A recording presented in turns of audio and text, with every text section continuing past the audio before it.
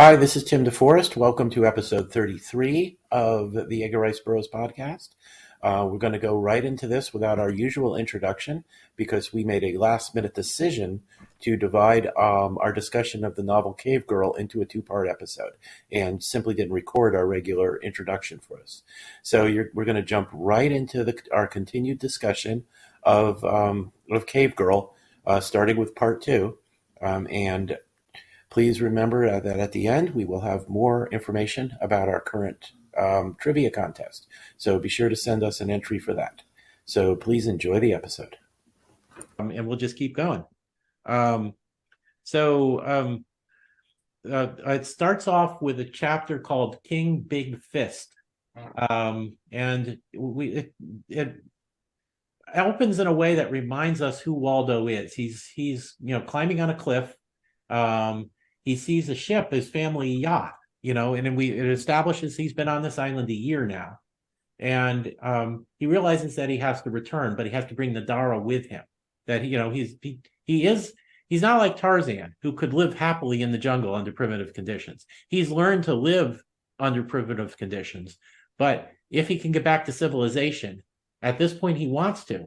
He's had time to think it through. So it's like, I can go back and I can take Nadara with me, and that'll be awesome. They descend there. He gets Nadara, and they head towards the harbor. They encounter a savage named Thurg. This is the guy that Thandar had broken his arm in an earlier battle. They fight again. Thandar wins, but they're delayed enough that the ship sails away. The ship has checked out the island, it sailed around, hasn't seen any sign of civilization. And, he's disappointed, but he's still got the girl he loves. So they return to Nadara's village. And Nadara, he's challenged by the current king of the tribe, whose name is Big Fist. And we see how much growth Thandar has made here, in that he's not at all impressed by the aggression that Big Fish shows towards him. He just says, "Yeah, I've killed lots of guys. Remember I killed Flatfoot, I killed Kurth. I can kill you if I need to. But why do we have to fight? Let's be friends." And Big Fist kind of backs down from this because he doesn't want to. He says, "I won't kill you. You needn't be afraid. But know that I'm king." He's backing down because he doesn't think he can beat Thandar, but he's still trying to keep his pride. And Thandar is just completely unimpressed by that. It ends with him laughing at Big Fist, and the sentence is a very different Waldo Emerson Smith Jones from the thing that the sea had spewed up 12 months before.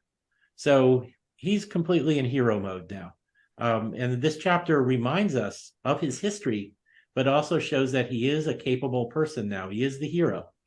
And I do like his decision when he sees the yacht to try and get back to civilization.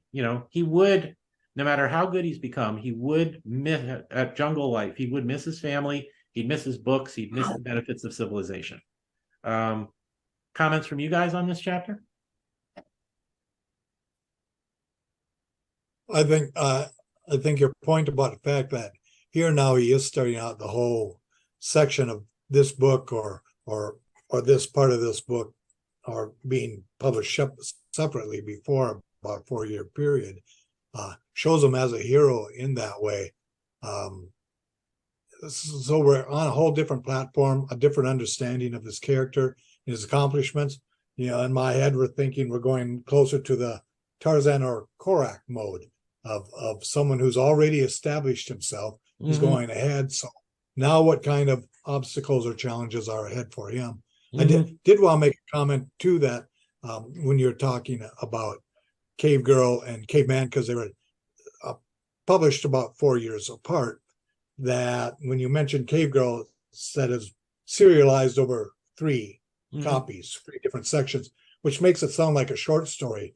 But the literary journals and magazines back when these were published had small print and were very much literary or novel. That's where a lot of novels made their first appearance. Dickens and the stuff he wrote years before that, most of those, Bleak House, David Copperfield, were serialized week to week or month to month in the papers. So when you hear like it's originally just a 3-part story, it doesn't necessarily mean it's that short. It's not 3 chapters.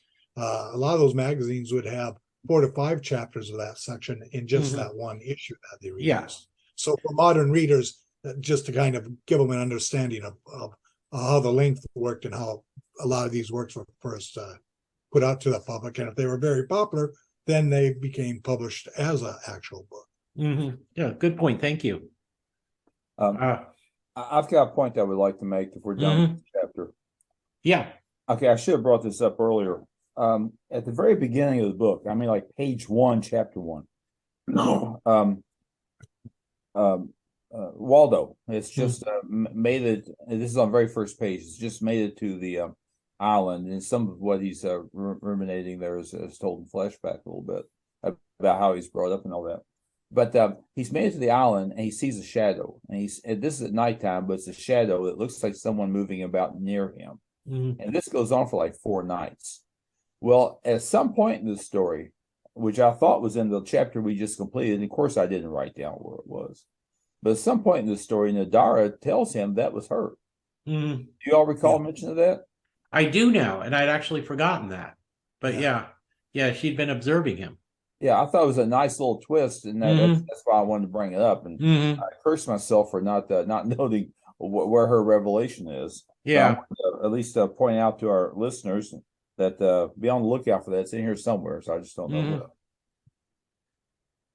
where. Okay. Also, it's significant at that point where some people, because of fear of the unknown or someone trying to kill me, might take off and run down the beach or the coastline to try and get somewhere away.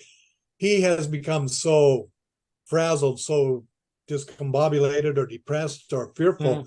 It's like, okay, let's get this over with, because he goes rushing into the jungle to find out what this shadow is, and just saying sort of like, okay, live or die. Got to get this over with, because I can't live like this anymore. And that actually becomes a step for him progressing to everything else. Yeah, that's true.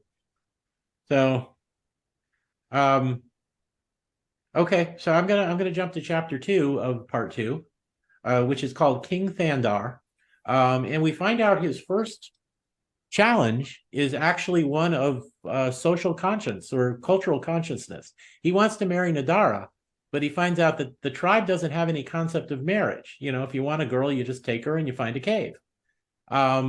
And he has not gone savage enough to accept this. He wants Nadara and he wants to be with her, but he wants to be properly married to her. And he has no idea how to go about that.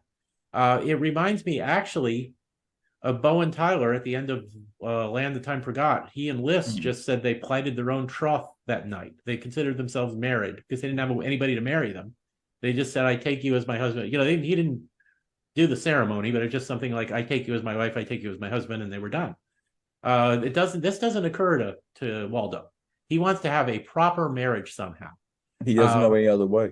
Right. He talks to her father about that. And it's like, I want to take your daughter as my mate. And he says, well, you killed Gorth and Flatfoot. Just, she's yours. Now I want to do a marriage. How do you guys get married? I don't know what marriage is.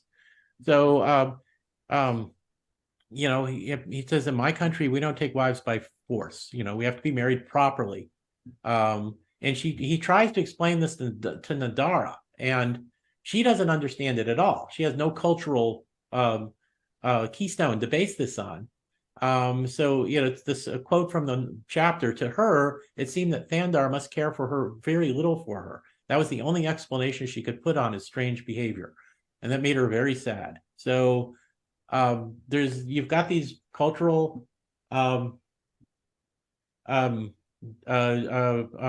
differences here, and they can't figure out what each other is saying. They share a common language now, but they can't get their points across because they don't have the background to be able to understand each other's points. Nadara's father also talks about Nadara's origin. They found a woman and a dead man washed ashore in a lifeboat. Nadara was born from the woman, but she died in childbirth, and so they were set adrift in the boat, and then the old man raised Nadara as his child, and then he dies. They have a kind of a funeral ceremony. Big Fist gets upset by the funeral wailing, and he threatens Nadara with violence, and that's not something Waldo will put up with. So he leaps to her aid, and they have a fight, and Big Fist dies. So the chapter ends with Thandar now being king of the tribe. Any comments from you guys? Again, an important part on that character spurt or Mm. growth. Just like when it's hard not to compare to Tarzan, but Tarzan fighting in his tribe, Mm-hmm. and raising his position in it. We're seeing this. We already know the other background from the other part, but in this, it's setting it up like maybe some of the King Cole stories by Robert E. Howard or whatever, where he's in a position of power and barbarianism, strength, whatever you want to call it, where he's confident and bold enough, he's able to take the king down when the king is threatening them and the people in response, then make him king, because their natural tendency is, if you want to say it, brave might makes right. So Mhm. he's now the one they don't want to have a conflict with. Yeah. I would add that this is yet another opportunity for Thandar to adapt. Mhm. He has made himself into a man who can defend himself. He's accepted the lifestyles of the island. He's won the girl that he's in love with. He's turned down a trip home, Mhm. and now he's about to become the person in charge. Mhm. So he's made all these advancements, all this growth. Is this really a step he wants to take, and does he know that yet? Mhm. And will he make that step with the questions I'm posing here? And I would think Peter is asking these questions too. Now, whether it's actually we have to remember, I think it's to Waldo's credit that he doesn't want to take Nadara without them being properly married. And maybe he should have thought it through maybe a little more and said, we could just plight our own troth and we can have our own little ceremony because there's no other way to do it. And I think everybody, no matter how strict their beliefs on the matter, would have been okay with that under the circumstances. But he doesn't think of that, and he doesn't want to despoil her. This is part of treating her with proper respect. She'd be perfectly willing just to move into a cave with him because that's how it's done in her tribe. But he says, but it's not just like that. You're not just somebody to make babies and to satisfy me. You are someone I love, and I am going to do this with the appropriate amount of respect towards you. And in his mind, that requires the ceremony. So it sounds old-fashioned to us, but I think it's awesome. It just shows what Waldo thinks of Nadara. But when the story was written, marriage was vital. Yeah. And I actually have strict views myself. I agree with that. Even though I think he could have done his own ceremony under the circumstances, especially after he was king. He could make a law about marriages at that point. Yeah, he really should have. In charge. He should have really thought of that. So, but the point I want to make here is that he can no more conceive of being with her and not being married to her than she can conceive of the opposite. And that is, doesn't even understand what marriage is, but she knows she wants to be with him. She's probably never heard the word before. What he's using. He probably would have had to have just used the English word. And what does that mean? Well, that's the ceremony to bring what? We don't do that. It would have made no sense to anybody in the tribe. Why do you have to make everything so complicated? He did, yes. Okay, I'm done. Okay, chapter 3, the Great Nagula. Thandar starts ruling. He doesn't really care for being a king in some ways, but he finds that Nadara is all that much safer as long as he's the king. Nobody's going to mess with her.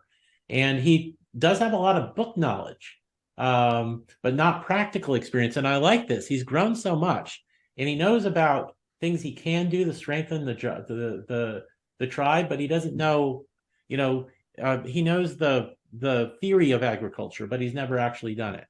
So he couldn't make any practical hints about, for instance, building permanent, comfortable houses. He doesn't know carpentry. And so all the things he's learned to do, it doesn't include a lot of things that he wants to do to be able to improve upon the tribe. But he does the best he can. He does make some improvements of them. And he does get some agriculture started. He does able to make the point of how to do this. He also just comes up with like a theory of if you have a king, you just don't blindly follow him. If he's a good king, follow him. If he's not a good king, get rid of him. So he's trying to teach them like some very primitive political theory there as well. He's going to talk his way out of the job is what he's going to do. Yeah, basically is. There's a minor earth tremor, And Nadara tells him that's the great Nagula. It's like, this giant panther that devours the whole land. It's, we've heard stories of it before. He's setting it up that there are occasionally on rare occasions, earthquakes here. He's setting up the earthquake that's going to happen in a later chapter. And it ends with Nadara having something of a premonition, saying, "I'm afraid, Thandar," she whispered. "Why, I do not know. I only know that I'm afraid, with a great fear that will not be quiet." So something's going to happen. We don't know yet what yet. And that is the chapter of the Great Nagula. Any comments from you guys? Well, I was going to add that the sad irony here is that for all the wonderful, informative books that Waldo read, he did not read enough about carpentry. And some of these other improvements that he would like to make, but doesn't know quite how to go about doing it. Yeah. And it's and his first priority should be to build a library. So, build a library and write some books on carpentry, and then do the carpentry. That's all I got. But it's a great bit of character. It's a great character bit. It reminds us, he's a hero now and he's capable now, but he doesn't just magically know everything. He's still got these holes in his knowledge. I wouldn't be any better teaching them to build houses in this situation either. But it's not something that Waldo would know, and Burroughs recognizes that, and he puts it into the story, and it's really pretty neat. It just helps give an aura of realism to a what is a fanciful tale. I think, and I shouldn't even say this, but I think if I were in that situation, I would first of all develop some kind of description, a picture, a written description, if that were possible, of what I envision here, and then assign a team to go out and figure out how to do it, and have it report back to me periodically, or go check on them periodically. Yeah. Or you build a small one, build a very tiny house. I mean, like something you hold in your hands as a model to illustrate what the larger one might look like. Those are ways to approach it. I tell you, if Waldo had been washed ashore with the professor from Gilligan's Island, he would have been in great shape, because the professor knew how to do everything. That guy could take 2 sticks and make a nuclear bomb. Yeah, that's pretty much it. I could build everything but a raft. Yeah, true. I think this chapter illustrates well when we were having a discussion earlier before the recording session, where we were discussing the type of character he's presented at first, where we said he's not a person you expect to go out and be able to captain, supervise a PT boat or patrol. And we said he'd most likely be good in Washington or, and this isn't a stab at anyone who's doing this, at Pentagon or someplace like that, creating papers and arrangements and plans for the other officers there. Well, you can see here that his sense of delegation and taking the knowledge he has to make things more orderly fits right into that same kind of point that came up in that discussion we had. Yeah, that's very true. Okay, chapter 4 is the battle, where an enemy tribe attacks, and Thandar actually proves to be a pretty good general, using innovative weapons and tactics to be able to beat the tribe, which is led by a man named Thurg. And once again, this is like an extended battle scene, and it's a great battle scene. And so I'm kind of giving it short shrift and going through it in just a sentence or two. But it is a typically great battle scene. But Thurg, the leader of the tribe, he gets away. And he's going to come back to cause some trouble in a little bit. In the meantime, Thandar and his tribe celebrate. They dance. He enjoys watching Nadara dance, which is understandable enough. So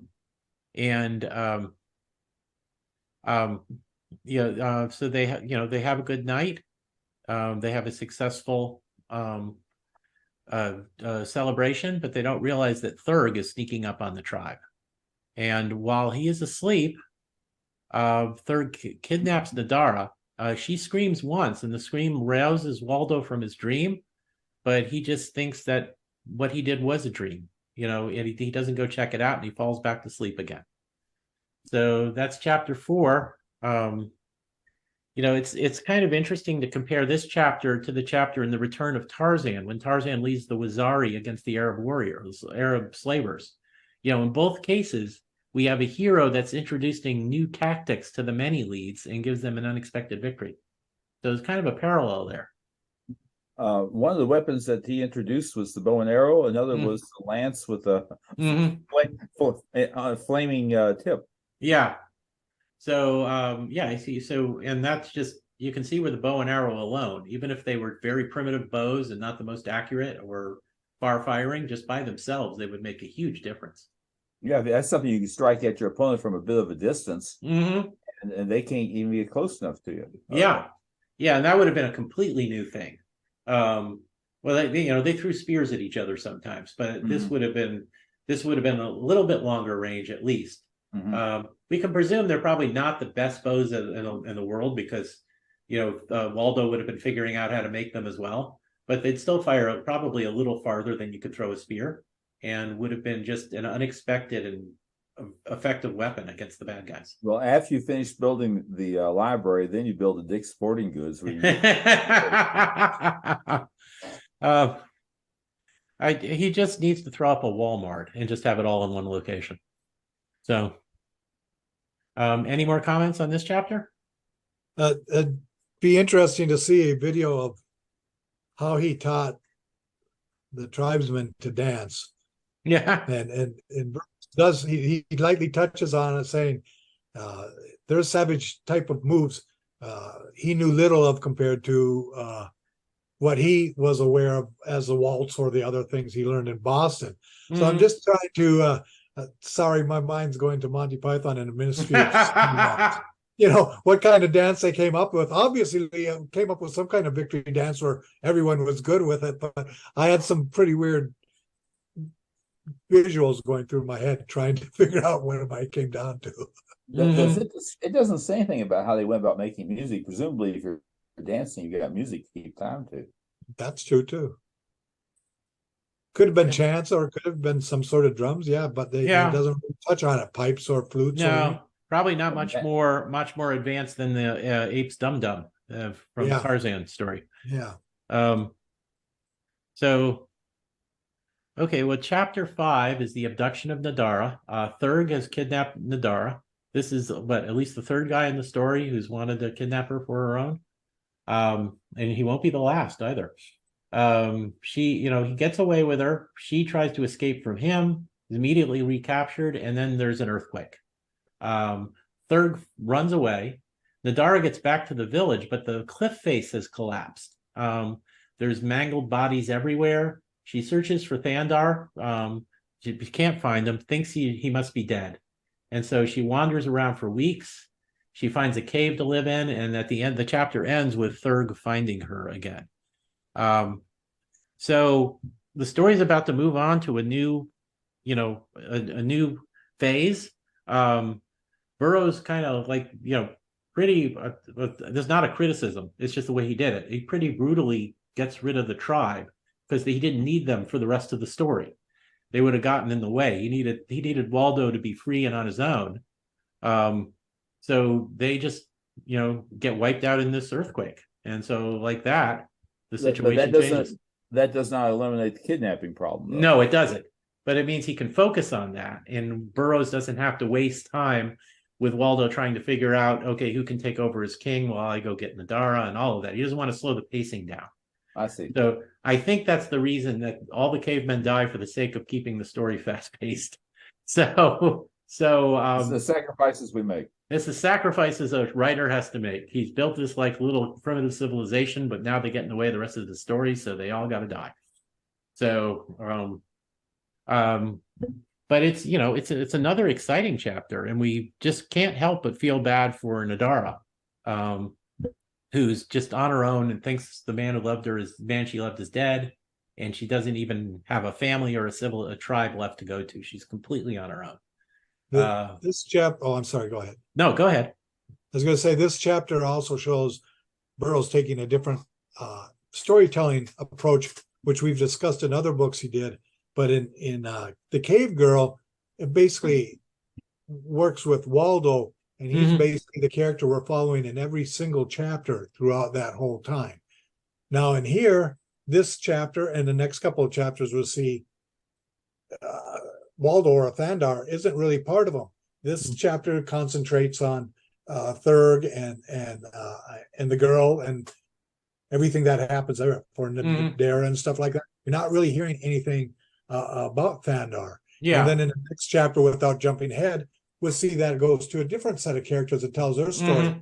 And we've discussed that so many times on how he brings us up to date on these different people and what's happening concurrently to where they're going to go that bridge, as opposed to Cave Girl, where it basically follows one single thread for most of it, just for Waldo and its transformation to Thandar. That's a good point, and it gives him gives Burroughs the chance to do his usual trick of ending a chapter on a cliffhanger. Whoop, Thurg is found in there again, and then moving on to somebody else. So it's several chapters before that tense cliffhanger is resolved. He builds up tension that way.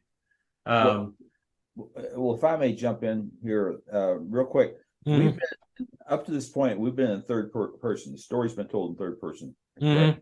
Yes, and it's still is continued to be told in third person. That's what I was thinking. I just wanted to verify. Yeah, it was, but it is true that Cave Girl was told mostly from Waldo's point of view, not entirely. So it was pretty much one thread, whereas this one he does jump from one point of view to the other quite frequently. Yeah, in this case we jump back to Boston, and it would actually be a bit of a flashback because it explains how the yacht that Waldo saw in chapter 1 came to be there. We jump back to Boston, where Waldo's parents get news that he was from a year before, get news that he had been washed overboard, and a year has gone by. Mrs. Smith-Jones is described as prostrated. But the father, John Alden Smith-Jones, he fits out his yacht, the Priscilla, and he sends Captain Burlingham over. And that was what the yacht we saw at the end of the last chapter that Waldo avoided because he didn't want to leave Nadara behind. I hope the dad is feeling kind of guilty for not spending more quality time with his son. When he ought to be. That's kind of this reminds me of Captain's Courageous, the Kipling novel. That's pretty much the plot of it. So his son has an adventure that the father missed out on. So when so Burlingham comes back to report his failure, but then they get the letter from the first ship that Waldo had encountered, and when he decided, he had decided to stay there, and he sent a letter back. So they get a letter that just basically says, dear mother. It's kind of interesting that he rewrites it directly to his mom and not to both of them. He knows who's in charge. Yeah, he knows who's in charge. He tells that he's got to remain here. The climate's delightful. My cloth has left me, and I'm entirely a well man, more robust than I can recall having been. He doesn't give any details, though. He just says that I've got to stay here. He's got obligations, and he's met a number of interesting people, the most interesting people I've ever met. He doesn't give any details at all. They just assume he must have found some civilized enclave on this island. He's not going to tell them anything that's going to enable them to come get him. Yeah. He wants to stay away from them. Well, they do know, they do know where the island is, because the sailors who got the letter are able to give them the latitude and longitude. Okay. Yeah, darn it. Yeah, he's just not giving details. He doesn't want to worry them, So they fit out the Priscilla again to go back to that island another time, because they just think, well, Burlingham was there with the ship and we didn't see him. We must have overlooked something. There has to be a colony. The dad says there has to be a colony of civilized men and women somewhere upon it, because it's not in his brain at all that Waldo was living happily with cavemen in a primitive society. Yeah. Burlingham can't figure out how he could have missed an actual village or city or town. But they're going to go back, and the parents will go with them this time. They're within a week they're sailing out of Boston Harbor. Weeks later we also meet William Stark, the first mate, and he'll be a key character. In fact, the next chapter is going to be named after him. They go to the island. They make excursions in. They find nothing.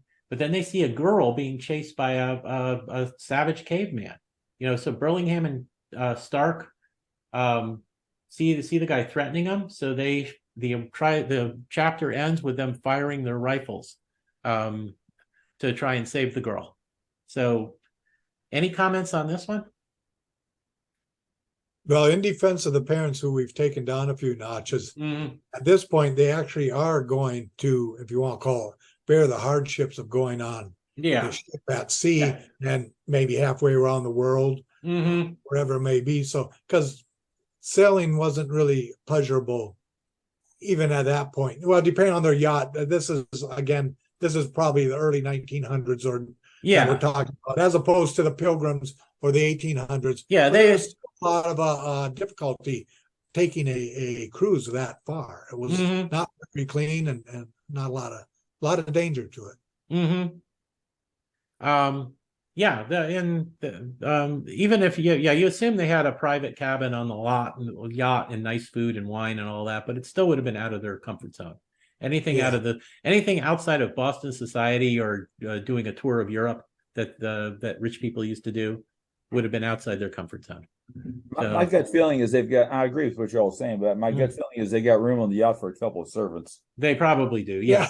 They're not doing serious hardship, but they, the most you can say is they're a little bit out of their normal social comfort zone. But yeah, they're not starving themselves or putting themselves in physical danger. We're going to see they have their good points pretty soon. Even the mom, but up to now, that they are willing to sail with Captain Burlingham is, I think, a point in favor of both of them, though. Point I would like to add real quick before it slips my mind. Mm-hmm. Sometimes in reading a fictional story, I like to have a map if there's a map to be had. Mm-hmm. And if memory serves, in the early 1950s, this was one of two Burroughs books that was published in the Map Back series. It was that was paperback that was issued. Dell Publishing did. That was Dell Publishing. They did that. Yeah, Dell's who I was thinking of, and the other was the Tarzan book. This book was published with the Dell map back, and meaning that there's a map available of this island, and it's hard to find those Dell map backs on eBay. They'll pop up there once in a while. Yeah, but they are expensive. I've seen them. Yeah, it was Tarzan and the Lost Empire, I believe, was the other Dell map I back. couldn't Yeah. recall. I didn't bother writing it down, and Yeah. for sure. But the map back map is available in ERB Zine, and if any of our listeners can't track it down, that's erbzine.com. I should mention. I'll put a link to it in our show notes. Oh, that'd be great. All right, and I can always, if the link is an excellent idea. Okay. Certainly I can, if you contact me through my discussion group, I can help somebody track it down. Necessary. Okay. If you provide the link, I think that should be good enough, though. All right, good. Okay. That's all. Okay. Well, chapter 7 is First Mate Stark, who's going to be the next bad guy. This is unwanted suitor number 4 for Nadara.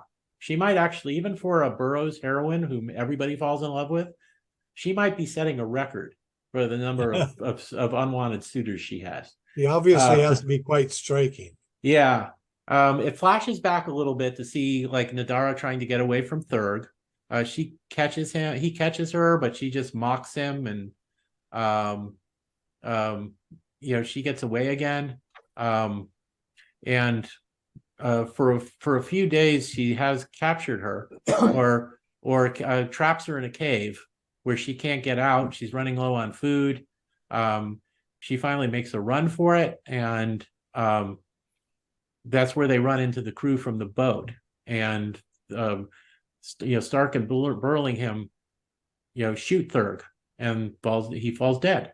So he's gone. Nadara does speak a little bit of English, which is understandable. She's learned a little bit of this from Waldo over the last year, or over the last 6 months. And so they try to they communicate with her. We're looking for a friend who was shipwrecked on this island.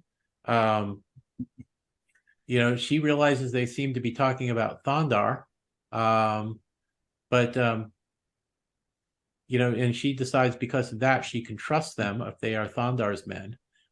They take her aboard. She meets the parents, and she says her people are all dead. The father says, ask her about Waldo, and she says she knows of him, and He was, she says she was killed in the earthquake as well, and she believes this is true. And so, the quote from the book, the shock staggers John Alden Smith Jones. It seemed incredible and possible that Waldo could have lived through all that. All he must have lived through to perish at last in a few short weeks before succor could leave him. And he breaks down and cries. So I agree, he probably was a distant father, but he was a father who did love his son, and we see that now. And also, awesome reaction from him. He really, when he finds out that Nadara loves Waldo, he instantly accepts her as a daughter. And I think that speaks, however unnecessarily distant he might have been as a dad, our assumption was he was. This is awesome. Unfortunately, the mom, Mrs. Smith Jones, reaction to this is, the brazen hussy to dare love a Smith Jones, and she rejects her at first. She'll change her mind later on. She'll have an epiphany too. So, and I think we have to keep in mind that she's mourning her son at this point. So a harsh emotional response to Nadara does show her snobbery, and I'm not excusing that. But remember, she's trying to process that her son has gotten killed as well. And I think we have to understand that she's not going to react with total rationality to anything she finds out. So they start to sail away. There's a storm that makes them, that slows them down, and they have to retrace part of their course as they outrun the storm. Stark, the first mate, falls for Nadara, and he tries to sweet talk her. She rejects him, and he knocks her unconscious. And then, fearful of the consequences of this, he lowers himself and the girl over the side, and they make for a nearby island. This is not the same island that Waldo is on. It's a different island. But now we have another bad guy who's kidnapped Nadara and is making a getaway with her. So, comments on this chapter? I think you stated it very well, particularly Okay. where his parents are concerned. Yeah. John Alden Smith Jones comes out awesome looking. Louisa Smith Jones comes out kind of snobbish, but also mourning her son. So any emotional reaction she has, you can't hold against her at this point, I think. Covers a lot of ground here. There's so many, if you want to call it revelations. Yeah. Facts coming in, learning more about the parents, learning more about his background, understanding more about the thoughts he had in the cave girl, why he was chivalrous to her, didn't want to hurt a girl, why there are times he made decisions that took him forward as opposed to going back, because I'm sure the family background here is showing that they are people of action, even if we considered him to be milk toast or whatever. Throughout Cave Girl, we could see his family, without taking positive actions, probably wouldn't have this type of wealth or money. The fact that they're there to find him, we're finding out certain things that probably are part of his DNA. Okay, anything else, or we move on to chapter 8? So chapter 8 is the Wildman. So Nadara and Stark are now on this new island. She regains consciousness and manages to get away from him. He's chasing her. And they all get captured by these painted savages who will turn out to be headhunters. They're taken back towards the headhunters' village as prisoners. Stark, collapses along the way, and they just behead him. So he got to be a villain for like one chapter, and then he served his purpose too. He got Nadara into the next dangerous situation that Waldo's eventually going to have to rescue her from. So Burroughs is being ruthless in getting rid of extraneous characters once they've served their purpose in this novel, which is just another sign of good writing. He understands when you need someone for the story and when you don't, and it's okay to whack a fictional person if you need to for story purposes. So otherwise, every fiction writer in the world would be a horrible murderer. So, that's pretty much the chapter. There is this really vivid scene of them being pulled through the jungle by the headhunters, and Stark just can't handle it, ends up losing his head, and Nadara is now a prisoner. And that's the end of this chapter. We're going to jump to the next chapter back in time to what Waldo was doing after the earthquake. So any comments from you guys? I think this chapter demonstrates something we've talked about Burroughs style writing before, and that especially in this day and age, it's not graphic violence or horror the way we've kind of gotten used to seeing it in a lot of books and movies. But he doesn't shy away from savagery. We've had a few talks about a couple of recent books that we read where things happen to people, and he described it. It wasn't super graphic, but it wasn't a happy ending for that person. And here, the idea of headhunters, or these, as he calls them, painted savages, goes ahead. At this point, they're tired of the guy, and they just go ahead and behead him. It's showing that there is a hardcore physical danger here. It's not just not just a young man's adventure, or Huckleberry Finn or Tom Sawyer on the run. Although they did have Injun Joe with the knife, but besides that, the actual decapitation, we talked about it. Yeah, I agree. Someone loses their head, it gets my attention. It does. And it also establishes just how dangerous this tribe is. So we get a sense of just how much danger Nadara is in at this point. I was tempted to bring this up a minute ago, and I don't want to detract from the story. I do not want to do that. But I'll just mention years ago, when I read the story for the first time, I saw there was another island involved. Briefly, I thought, well, they found Professor Maxton's Monster Island. That would have been cool. But there were no headhunters actually on that island, so it might, but these might be related to the headhunters that were the primary bad guys in that novel. So so it's just a thought. But that is but to clarify for our listeners, that is not the case. Professor Maxton and his monsters did not appear in this story. Would have been a cool. Never considered. It just seemed like it's just my thought. But it could be a tribe related to those that encountered the monsters eventually, so. It's very possible it's the time. I mean, I think the case can be made for that. I mean, we all know Burroughs was actually a historian. Chapter 8 or chapter 9 is building the boat. It jumps back what would now be several weeks in time to right after the earthquake. Thandar was buried inside his cave, but he's able to dig his way out. He thinks Nadara is dead, and he finds her cave empty, but he sees that scavengers have mangled what bodies there are, so he thinks she is dead, and he goes on kind of a death hunt. He just goes out and challenges every panther and bear he can to battle, but keeps winning the fights. It really establishes that he is in epic hero mode now. But he doesn't care whether he lives or dies because he thinks Nadara's dead, and he thinks he's alone on this island. But eventually he encounters another savage named Ruth, and he learns that this guy had seen Nadara. He learns that Nadara had left the island on a boat. And so with Ruth's aid, he builds a boat and sails after them. Ruth just backs out of going with him and disappears from the story. Though I kind of like Ruth. I was kind of sad he left the story and wasn't seen again. Once again, Burroughs has greatly simplified the situation on the island in an important way when the tribe gets killed off by an earthquake. It means that Thandar doesn't have any responsibilities there at all. So he's just completely free to leave the island. And Burroughs is also sets up the timeline so that it's several weeks before Waldo does learn that Nadara is still alive.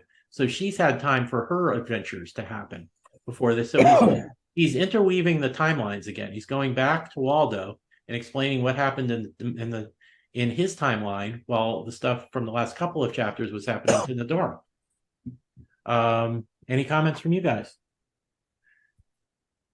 Nothing from me. Well, besides now Thandar not having those duties and being in that position, this also frees up Nadara, because that's where she grew up, but her home, her people, her family, they're all gone. So she really doesn't have ties there either. Yeah, yeah. They're completely free when they get back on the yacht Priscilla at the end. They're completely free to head home. They don't have to worry about anything else. So it is a great way, a very effective way of simplifying the story and getting the heroes, the protagonists, to where they need to be at the end of the story. They're really lucky to survive everything they've been through. They are. So chapter 10, the headhunters. Waldo's several days at sea. He runs out of food and water, and then he shipwrecks on an island, which is, with typical Burroughs coincidence, the same island that Nadara's on. But the next day, he saves a man from being murdered by a headhunter, and that's the Chinese pirate leader, Cao Ming. I'm probably mispronouncing his name. So he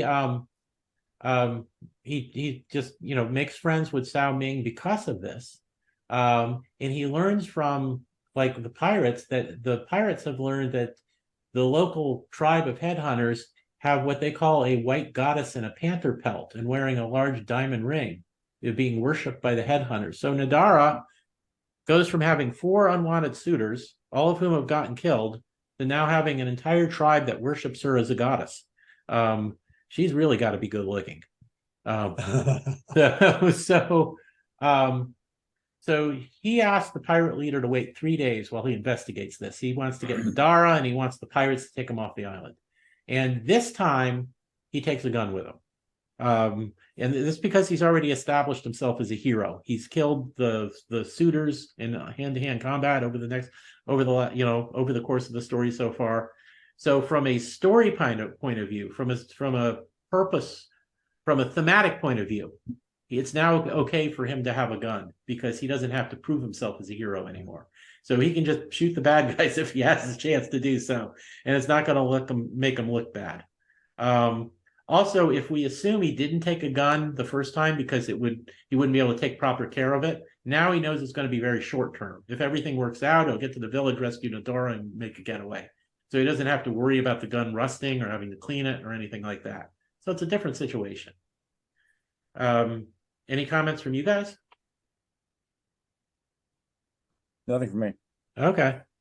No, yeah, I think you covered it pretty good there, because right here, everything's serving to bring us into those next 2 steps where the stories have the climax. Yeah, introducing the pirates is another interesting plot twist. But he's going to make that pay off. He's going to make Cao Ming's gratitude towards Waldo is going to pay off in a little bit. But here's something interesting too, because just out of habit, I'm thinking the island originally is off like the coast of Africa, where the Chinese pirates. Chances are really good this is actually in the South Pacific. Southwest. I've always assumed it was in the Pacific. I don't know. I can't say for sure now that I think about it, the story says so. But I think it may have said it was in the Pacific. I don't remember offhand now, but the South Pacific Islands are known to have attractive women. The broad Pacific. It does use Pacific. Yeah, so it does say lazy swell, the South Pacific. His legs. So yeah. So it does clearly say that he was that it was a Pacific island.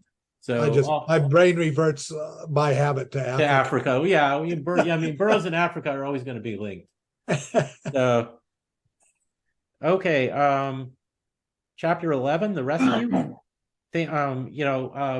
Thandar gets to the village. He enters at dusk. He locates the temple where Nadara is being held, and he gets in. And I mentioned this fight earlier. It's a fight in the pitch dark against the guards there, and it's a great fight scene. And once again, has its own separate feeling from the other fight scenes because Burroughs comes up with a way of making it unique. And in this case, it's that they're in the dark and the opponents can't see each other. But he does get away with Nadara. They escape through the floor. They get to the coast. They arrive back at the pirates, but the pirates have departed. They do get away in a canoe though, and they sail away and they leave the frustrated headhunters on the beach. So that is chapter 11. I've already mentioned what stood out to me was that fantastic fight scene in the dark. It is just amazing when you count. I don't know if it would be possible to count out the number of fight scenes and battle scenes in Burroughs's novels.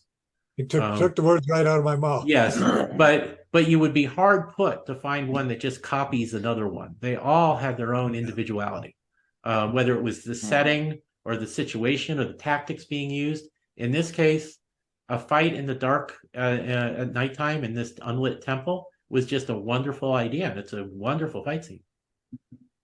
Yeah, definitely a Burroughs familiarity or touch to it that has that the type of things that draw us to the pulps and these type of adventures. Yeah, I'm trying to think if there's been other fight scenes at nighttime, and I would need to check this. But one of the latter Tarzan books, the bad guys accidentally set their palace on fire, trying to track down Tarzan. They start a fire, and I think that's occurring at nighttime. All kinds of confusion from it. There may have been other outright fights. I'd have to look. Okay. Chapter 12 is another great action filled novel. This is the the final climactic battle. They see another island in the canoe. Capsizes as they approach, but they're able to swim ashore. So Waldo's become a pretty good swimmer by this point. A ship pulls out towards them. Waldo thinks it belongs, it's the pirate ship for Zhao Ming, but it actually turns out to be another pirate crew. They get captured, and they're taken to the Priscilla, which is also captured. And they're confined ashore in huts. That night, Waldo hears somebody entering Nadara's hut. It's the head pirate. He manages to kill him and save her. They get away in the confusion. They get to the anchored Priscilla, but they're taken prisoner by the pirates on that vessel. The next day, they're taken ashore, and they're confined with the rest of the crew of the Priscilla. So Waldo's reunited with his family, who at first doesn't really even recognize him because he's such a different looking guy from the little skinny, sickly guy he was. Mrs. Smith-Jones, this is where I really give her credit. She's been snobbish. She's been mean to Nadara. She was probably a helicopter mom who spoiled Waldo growing up. But she apologizes to Nadara and accepts her as a daughter. And I think that's pretty awesome of her. Thandar's about to be decapitated by the pirates, but Zhao Ming shows up. And this is where saving his life earlier pays off. They stop the other pirate crew, and Zhao Ming frees the captives, gives them back to Priscilla, and they are able to sail for home. We see great plot on great storytelling by Burroughs in that, 2 chapters earlier, Waldo had saved Zhao Ming, and this pays off later, and Zhao Ming saving him and Nadara and his family. And once, as I mentioned, props to Mrs. Smith-Jones. She's turned over a new leaf, and she's done so willingly. And when you think about it, they don't know at this point that Nadara is the daughter of a countess. So she set aside all her social prejudices here. And so this is a big step for her, and it's very much to her credit. This is, Mrs. Smith-Jones growing as a person, and growing in the right direction. So, good for her. I think it makes, as you said, for the character personality build on it. If this happened later after she found out she's the daughter of a count and a countess, then it's like, accepting it. But in a way, accepting a person for who she now is, albeit part of her son's life, which makes a difference, has a mother's own personal prejudice. She's going to find out that that's very possibly her son is marrying up into society instead of taking someone lower and bringing them into their society.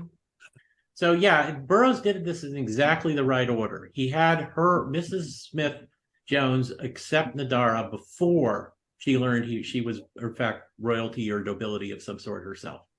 That's a good point. it was really vital to Waldo's mom's character growth. So she's a different and better person than she was as well. And she does that. Sorry, go ahead. Okay, I was going to say, it just recurred to this. She does this while they're all prisoners of the pirates and in great danger. She's not whimpering in a panic or anything. She's actually making amends with someone she had treated unfairly early, even though they're in great danger. So I'm giving her more points than I did a minute ago because of that. So, so good for Mrs. Smith-Jones. This chapter is another example of Burroughs' consistent use of dramatic situations. The devices he uses here, like again, when we've talked about movies and that type of thing, it looks like they're getting away free earlier. They're there, and a lot of times the stories say, "Oh, they found a ship and everyone lived happily ever." No, he throws the whole bottle of wax in there. And everyone's in danger. Yeah, and they make the getaway. It's kind of interesting. It's kind of interesting. It works dramatically, but it's kind of interesting that Waldo has proven himself enough of a hero that the final rescue can be done by somebody else, and Waldo's gets rescued as well, and we don't feel cheated. Waldo's already accomplished so much that Burroughs can afford to have someone else come in and do the final rescue without spoiling Waldo's character arc. That's a really good point. There's a good point. That would not work for a lot of characters in other stories. Yeah. Really good point. I think we've seen Burroughs use that before. I couldn't. Yeah, he's had I don't know, at the end of Chessmen of Mars, as John Carter and his army showed up at the end. I was thinking John Carter, yeah. Yeah. So there are a few cases like that where the main heroes need to be rescued. Well, even I don't know, Tarzan and the Lost Empire, the Wazari showed up with rifles at the end to help save everybody. Yes. So yeah, Burroughs recognized when his heroes were heroic enough to where they actually didn't have to do everything, and you still knew they were heroes. Oh, excuse me. I'll give you a good example. Tarzan Untamed, where Korok makes his way through the entire book carrying that rifle on his back, gets one shot off right when they need it. Yeah, that's an excellent example. That's probably the best example, and we don't feel cheated at all by that. It's actually an awesome ending, and we don't feel it doesn't minimize Tarzan's heroism at all. Yeah, I mean, we even know he's on the move. He's going someplace. He's got, but still, me by surprise. Yes, you just got to figure out why he's not 6 years old at that point.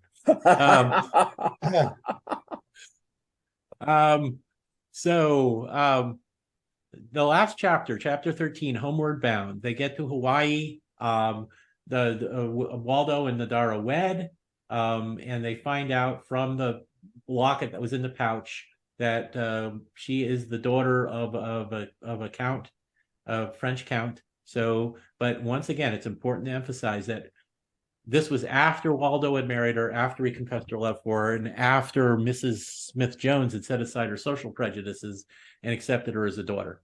So everything happens in the right order to give everybody their character development and the satisfying ending. It ends with, and they are living in Boston now in a wonderful home that you have seen if you've ever been to Boston and driven about one of those great sightseeing motor buses. For the place is pointed out to all visitors because of the beauty of its architecture and the fame that attaches to the historic and aristocratic name of its owner, which as it happens is not Smith-Jones at all.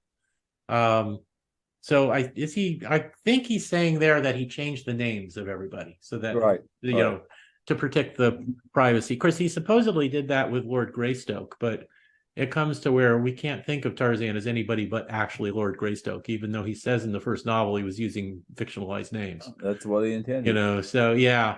But it's just it's not possible to think of Tarzan as being anybody but Lord Greystoke. You just can't think, So whatever the real Smith-Jones is, we'll always think of them as Smith-Jones. Hopefully the name is shorter. Yeah. Now Waldo and Nadara did get married. Mm-hmm. And did Waldo's dad, what did he wear to the wedding? Is that mentioned? Waldo, before the ceremony, there had been discussion as to what name to be used in describing Nadara in the former contract. Nothing specifically about the dad. Ceremony took part. I thought he wore a loincloth. Am I getting my stories confused? I think you are. Sorry. Yeah. Yeah. No, they just got married aboard the Priscilla with the captain officiating, I think. No, prior to the ceremony, which took board of the Priscilla. It doesn't say who officiated, but That on Honolulu. yeah. So yeah, so they were set up for a nice honeymoon right then and there. Oh, there was a clergyman who performed the ceremony. He entered on the certificate, and the space provided the name Nadara de la Velobe. So she took her French name. She kept Nadara as her first name, but then took their French family name.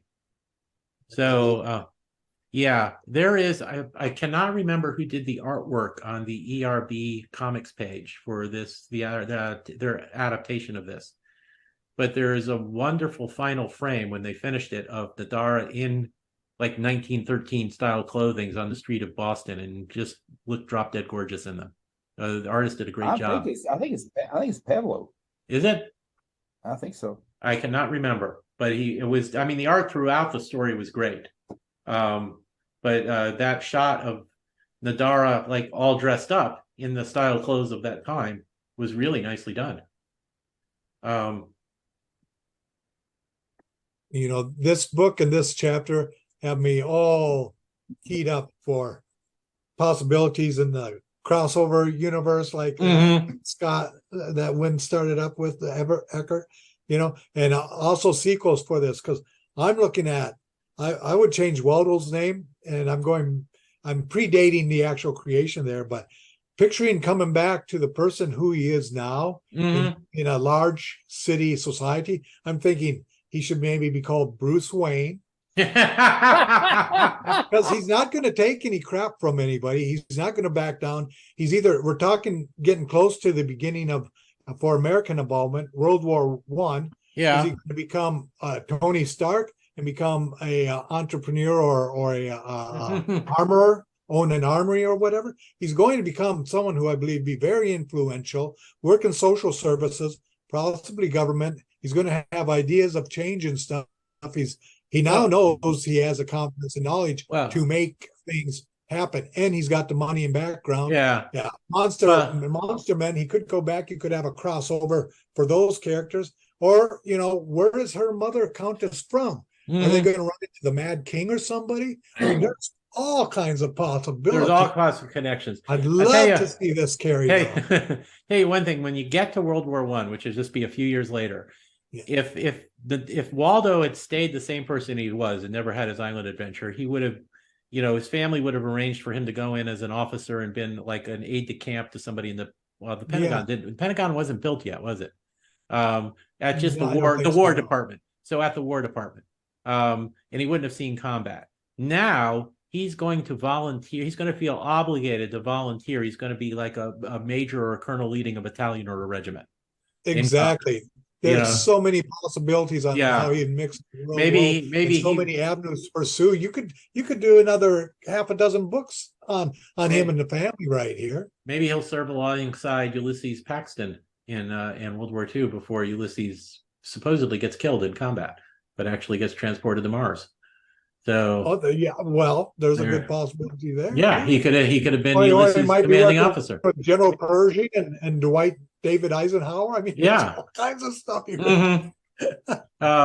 You get all sorts of. Now I'm picturing meeting Tolkien on the front lines, which would be just a really bizarre crossover. Yeah. Or C.S. Lewis or Adolf Hitler or good heavens, or C.S. Lewis. Yeah, they're all in the territory in World War I like that. This is just ripe for going into all kinds of directions. He'll meet and with the time. Okay, he'll meet Ernest Hemingway who's an ambulance driver, right? And he'll find out Hemingway wants to be a writer, and he'll urge him to use the style of that Burroughs guy who wrote his biography, right? And so Hemingway will become a completely different writer than he was in our universe. No, there's a ton of things that could happen here. There could. I mean, even you're right, but your original point was all the crossovers you could have within the Burroughs universe. So I kind of was having fun going outside that. Yeah. So but I can see the Headhunter tribe being part of the tribes that were the bad guys in the Monster Men, and maybe that island they were on, that second island, is the one where a lot of the action takes place after they leave the original island, and he's chasing the bad guys who are holding the girl. Maybe that's the island they were on. It's the same And island. maybe the descendants of Swiss Family Robinson, Yeah. So who fought the pirates and continued to live on the island, except for that's true. Yeah, if we go with the Yeah. movie version, I'm not sure There's I don't think they fought pirates in the novel. I think I they've can't just remember, right? Because it's so much part of the movie. It's just I know. it's in my head. Yeah. Yeah. I'm going for three minutes. How many books have you guys specced out? we've pretty much crossed over Waldo with every other fictional character We in have the universe. created the Where's Waldo universe. The Yes. Waldo universe. well, while y'all were creating the Waldo universe, I just want to mention I checked the ERB webcomics. Mhm. I was wrong. The artist who did the artwork for the Cave Girl webcomic strip was Diane Leto, Leto. Okay. Diane. Well, She's marvelous. Yeah, she did. Martin Powell wrote this. Okay. Yeah, and Powell's very good at faithfully rendering things into comic books. He's excellent at that. And Diane Leto's art was really very good throughout. I just remember how striking that last panel was of Nadara in Boston dressed up. It was kind of it was a very nice way of ending it. I took a peek at that. It's sharp looking, yeah. Mm-hmm, yeah. She does a lot of great work. She's really a fine artist. Yep. Very creative. Okay. So, well, that's our discussion of The Cave Girl by Edgar Rice Burroughs. When we come back, hopefully within a few months, Jess, Scott, and I live in different parts of the world or the country. So that's why we're only able to get in 3 or 4 episodes a year. I really wish we could be doing this a little more often. Maybe I'll fire you guys and hire somebody local. I don't know. I won't do that. Don't worry. I'll keep listening. But before you go to that extreme, I don't want you to overdo it though. Let's discuss getting together more often, okay? Okay, but we hope to get before long. We decided on doing The Mucker as the next one, another really fun novel that also set on the Pacific Island, I think, wasn't it? Wasn't that island in the Pacific? I believe so. We'll find out when we reread the novel to set this up. Yeah. So those were busy islands in the 19-teens in the Burroughs universe. One of them could end up on Skull Island at one point. So, so hey, you know, the Countess of Creasy is actually a long tail, short tail, whatever. Yeah, Count of Monte Cristo. There we go. It's probably a descendant. So, so we hope to be back before too long doing The Mucker. I also hope, I haven't been able to because of my schedule, to maybe do some mini podcasts on adventure novels by other authors, because I was having fun doing those, but I can't promise it because my schedule is what it is, and we'll do this as frequently as we can. I know all 3 of us have fun doing it. It's just we're not able to do them as frequently as we would like to. So keep an ear out for a future episode for one on the Muckers. Remember our trivia contest. What was the name of the mammoth that Von Horst made friends with? And email your answer to eggersmailbag@gmail.com before June 15th, 2023. Once again, if you're listening to this in the 22nd century, you're too late. You're not going to win the book. Unless I'm still around as a cyborg or something, then maybe. So my name is Tim DeForest. Please visit my blog at comicsradio.blogspot.com, and you can find a link to my books on Amazon there. Jess, do you want to plug anything before we go? Well, I want to ask you to tell us something about the webcomic store, all the goodies and things we have there, and where that can be found. Yeah. Well, is it edgarriceburroughs.com/comics? I forget the. No. The our store. Our store. Yeah. You said webcomic store. I misspoke when I said yes. that. Sorry. It's cafe. I meant our store. Yeah, cafepress.com/ERB podcast. And I always put the link to that in our show notes. You can buy lots of great Edgar Rice Burroughs people were kind enough to give us permission to use images from the stories. So if you want a Thark coffee cup or a Woola wallet, or A Griff. a Griff. The Griff Griff. has actually been, we don't sell a lot of stuff, I'm afraid, but the Griff has been our big seller when we have sold something. So if you want to make Jess, Scott, and I rich beyond the dreams of avarice, please visit the store. There really is a lot of great stuff. A friend of mine, Ben Alvarez, has done the artwork for these. There's all sorts of different merchandise you can get these images put on. There's also just some cool jungle scenes, like a steamboat on an African river, and things like that. So there's just all sorts of cool images to check through. So just please visit our store. And if they go to the ERB podcast webpage too, we got the links to that, and got multiple other links to places they can go on. And any money that comes out actually goes back into the podcasting stuff. So if we ever actually make money, we haven't sold enough merchandise to get paid out by the Cafe Press people. Okay. So Jess, do you want to plug anything before we go? Well, I'll mention my Facebook discussion group for the love of all things Edgar Rice Burroughs. And as always, had a great time discussing Burroughs with you all tonight, and look forward to our next get together. So for tonight, I'll say good night, and you all take care, and look forward to our next meeting. And Jess took right out from what I was planning to say to remind about the gift shop out there. And of course, Edgar Rice Burroughs web comics are great. And on Facebook, I have a group page called Street Corner Sideshow and Curiosity Shop, which is really more of like a co-op or collective if you like things like our podcast, things that other people are doing with movies, TV shows, new art and convention that's coming out, new comics, anything in that area interest. Things will be posted there that covers a wide area of these things, sort of a potpourri. If you like this, you're probably going to like other posts there. So some place to just sort of browse around or hook up with if you want. Is pop culture an appropriate term for you? Yeah, absolutely. Absolutely. Yeah. So, okay. Well, Jess and Scott, thank you again for being a part of this podcast. It's just wouldn't have been any fun doing this on my own. I did one episode alone before you two came aboard, and as brilliant as I am, it wasn't as much fun without you guys making your comments and your insights, and I always appreciate it. So everybody keep listening for the next episode, and we will see you all soon.